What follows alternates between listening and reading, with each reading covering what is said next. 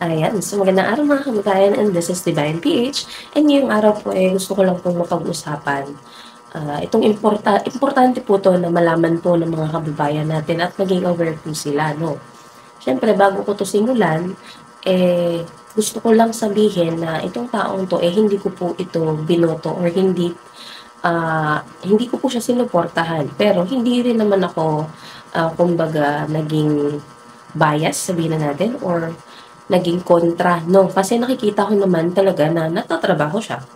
Pero yun nga lang, hindi ko siya sinuportahan nung nagdaang kampanya or election, di ba? So, ito pong tinutukoy ko is regarding po ito sa naging hearing with Senator Risa Hontiveros and kay Mayor Alice Leal Gubo. Yun po yung pangalan ng mayor. Mayor po siya ng sa may Tarlac, Bamban, Tarlac.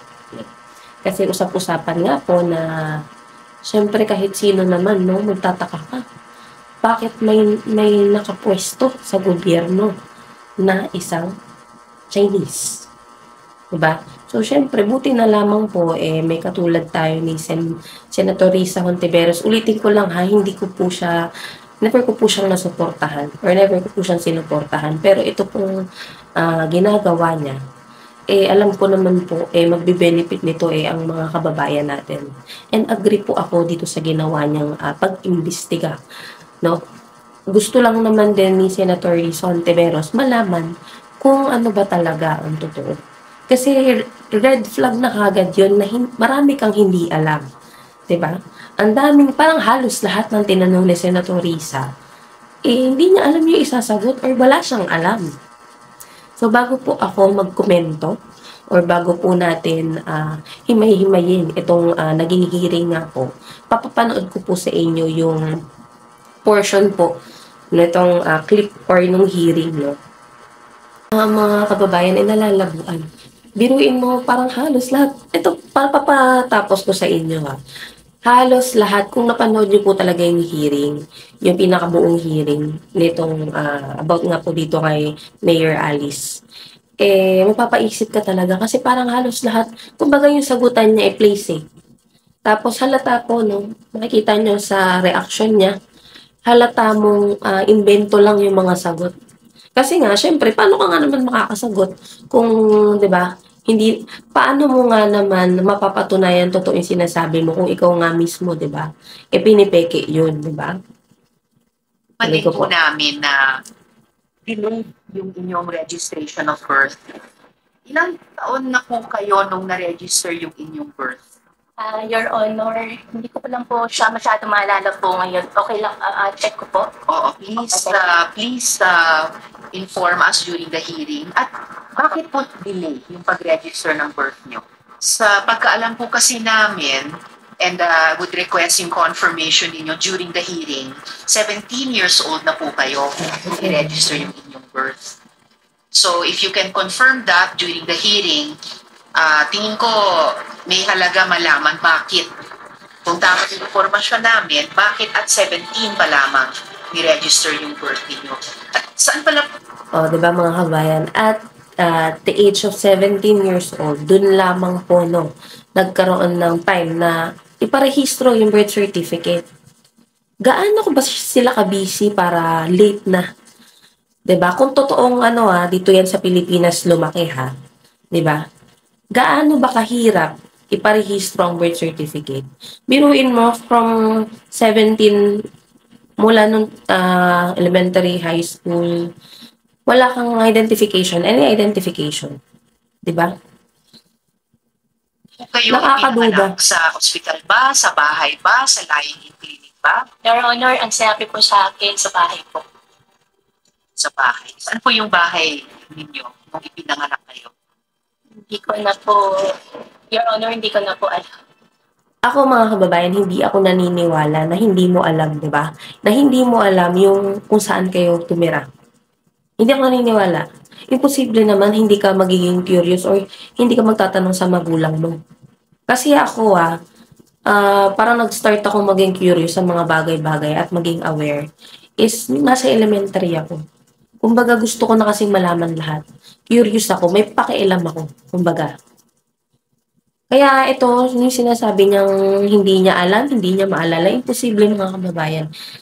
Ano lang 'to, kumbaga alibay. Kasi nga, wala siyang maibigay. Kasi siyempre, kung magsabi siya ng lugar, siyempre kailangan may pruweba na dun ka talaga nakatira, 'di ba? Siyempre kung wala siyang mapakitang pruweba, iyari din siya. Still, out of more than curiosity, saan po kayo nagtapos ng elementary? Homeschool po ako, Your Honor. Kasi salo po kami ng farm. Anong taon po kayo nagtapos sa homeschooling sa elementary? Your Honor, dire-diretso po. Wait lang mga kababayan, post ko lang Natatawa ako dun sa sinabi niya na sa loob ng farm sila. Bakit ka na sa loob ng farm? Parang kasi mostly ng sagot niya is yun. Kasi nasa loob kami ng farm, nasa loob kami ng farm. Yun yung mostly na sagot niya, no? So, syempre, tayong mga Pilipino, mapapaisip tayo. Bakit nasa farm lang? 'Di ba? Ano ba, nag-homeschooling ba siya dahil kailangan niya mag-aral ng lengguwahe natin? 'Di ba? Maraming papasok sa isip mo at walang masama na mag-isip ka ng gano'n kasi siyempre, Chinese 'yan, 'di ba? Isipin mo na lang na kung 'yan magkaroon ng pagkakataon 'no, na senator, sa Congress, or any other higher position pa, ano na lang mangyayari sa bansa natin? Na malalaman mong hindi pala Pilipino yung mamumuno, 'di ba?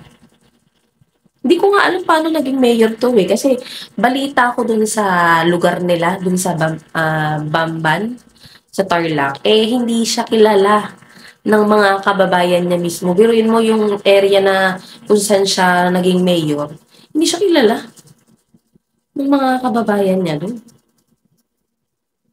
Bandang anong taon natapos po yung grade 7 sa homeschooling? Your Honor, tutorial po kasi ginawa po sa akin. Salo po kasi kami ng farm nakatira po. Actually, Mayor, familiar po ako sa homeschooling dahil yung isang anak ko rin, yung huling 2 taon niya sa high school, for health reasons, sin-homeschool ko po siya. And meron po kaming homeschool provider noon. Sino po yung naging homeschool provider ninyo? Your Honor, yung nag-homeschool po sa akin, teacher lang po. Pati po yung mga homeschool teachers, kailangan license sila or meron pa rin silang homeschool provider. And in fact, by the definition of homeschooling, ang magulang ang nag-homeschool. So, teacher nyo po ba o yung ama ninyo ang nag-homeschool sa inyo? Meron din po akong teacher po, Your Honor. So, saang homeschool provider naka-connect yung teacher ninyo? Your Honor, hindi ko na po maalala po yung pangalan ko. Maalala ko lang po yung pangalan po ng teacher ko po. If you could submit to the committee yung pangalan ng teacher ninyo, and during the hearing, ma-recall pa rin at masabi sa amin sino yung homeschool provider ninyo. Di ba mukha siyang kinakabahan? Your Honor, ang teacher ko po si Teacher Ruby. Kasi parang Teacher. nag-aalangan siya sa mga Saan naman sasabihin niya. pagkatapos ng Baka magkamali. homeschooling, kung nakuha po yung grades nyo sa homeschool provider, tulad nung ginawa namin nung aking anak, para makapag-high school naman siya. Your Honor, dire-diretso po, tuloy-tuloy din na po ako nakapag-high school at college po. Dire-diretso saan po, Mayor? Tutorial Ang po yung gulo, ginawa ang po gulo sa amin sabi. kasi nasa loob po kami ng farm. Okay, pero nagtapos kayo ng high school. Ang binigay lang po sa amin po na pinaka-libro po is si Teacher Rubilin na po. O, diba? Ang naging libro daw niya yung teacher niya, si Rubilin. Sino ka ba, Teacher Rubilin? At magpakita ka naman sa amin, no? Sana makita natin siya sa susunod na hearing, no? Kung maalala ko po, wala rin po kasi siyang grades. Nandun lang po siya sa amin everyday po na after po ng work, siya po yung nagtuturo po sa akin. Kinilala ba ng DepEd yung pagtapos nyo sa high school sa pag-tutor ni Teacher Rubilin? Your Honor, hindi ko po alam. Ever since po. Kaya ba mga kababayan, yung mga dokumento, mahalagang dokumento na yan, imposible naman na sasabihin mo, hindi mo alam, wala ka pa rin alam. At your age, wala ka pa rin pakialam sa mga importanteng dokumento, no? Di ba napaka-imposible? O ito ba yung script na binigay sa kanya? Kasi syempre baka magkamali, baka madulas. Ito siguro yung script na binigay sa kanya, no? Si Teacher Rubilin lang po yung nagturo po sa akin. Pero nung nagtapos kayo sa high school, may diploma kayo? Wala po. Or ano pong dokumento na hawak ninyo bilang katibayan ninyo na like any learner na may karapatan na may kung hindi diploma, dokumento, forma na nagsasabing na-apply po ninyo na-earn nyo yung competencies sa high school? Your Honor, wala po akong nalala po na mayroon pong any records po. Medyo nalalabuan ako ng konti sa ganyan dahil kahit bilang young person noon, no, may karapatan kayo sa edukasyon, hindi lang sa edukasyon, pati yung katibayan ng nakamit ninyong edukasyon. O, di ba mga kababayan, narinig niyo? Puro sablay yung sagot. Puro, magtataka ka eh. Siyempre tayo bilang Pilipino, dapat maging concern tayo, no? At siyempre, hindi tayo dapat papayag na may ibang lahi na makaupo sa gobyerno. Halata naman eh. Dapat maging ano na eh, no, mga kababayan, kumbaga, I think dapat lahat ng mga elected official o yung mga tatakbong, no, sa yung kumbaga maglilingkod para sa bansa natin, eh dapat talaga bina-background check lahat ng mga yan. Kasi hindi tayo sigurado kung siya lang ba, 'di ba? Hindi tayo sigurado eh. And pag ngayon pa lang hindi na naagapan yan, yung questionin natin or i-check natin yung background nila, hindi natin magugulat na lang tayo maging presidente or tumakbo bilang presidente. Eh, magiging disaster po yan. 'Di ba? Kung sila, yung maging, kumbaga kung tumakbo sila sa mas higher position, tas manalo sila, complete disaster ang mangyayari sa bansa natin. So yan, balikan po natin yung mga napanood natin kanina, yung mga nangyari dun sa hearing. So, Mayor Alice Guo was only registered noong 2013, nung siya'y 17 years old pa lamang, no? So, kung 17 years old siya, tapos 2013, so possible mga year 1986 siya. Or sabihin na natin mga ilang taon siya, nasa 30 plus na siya, no? Gawin mo for 17 years, wala kang identification. Ako, nag-start akong magkaroon ng, syempre mga IDs, di ba? Pag nag-aaral ka pa lang, mag-start ka na magka-ID. Nung kinder ka, nung nursery ka, may ID na yan eh. So, dun pa lang, kung syempre, di ba, nag-homeschooling nga daw siya. Tapos, yung homeschooling niya, hindi pa siya, kumbaga, hindi siya accredited ng DepEd. O, biruin mo.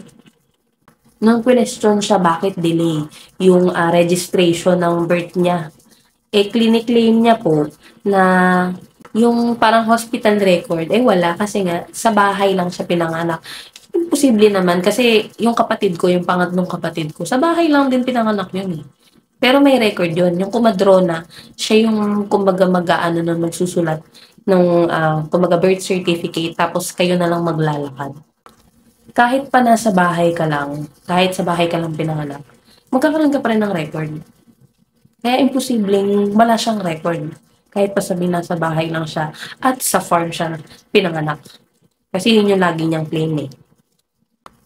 Narinig niyo naman po kanina na hindi niya rin maalala kung saan ba siya pinanganak. Yung kumbaga tinirahan nila or nakatira sila, kung saan sila nakatira, hindi niya maalala.